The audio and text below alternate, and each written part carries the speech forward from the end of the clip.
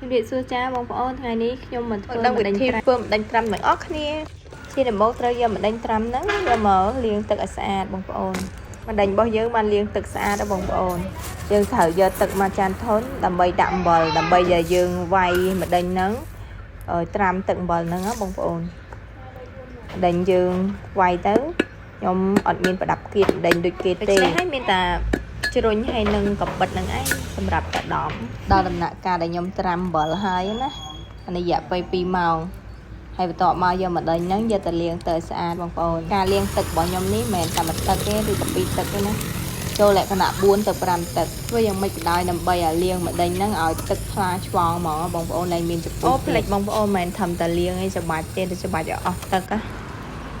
អានេះម្ដេចដែលយើងលាងឲ្យបានស្អាតយើងយកស្ករខ្ញុំនឹងប្រហែលជាកន្លះគីឡូបងប្អូន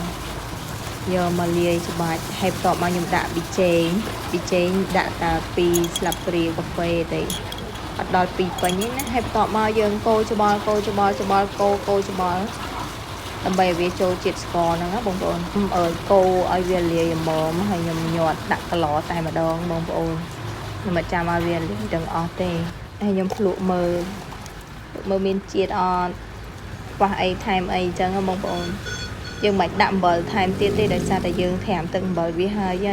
វាមានជាតិល្មមនៅពេលនេះម្ដេចរបស់យើងបានរួចរាល់ហើយ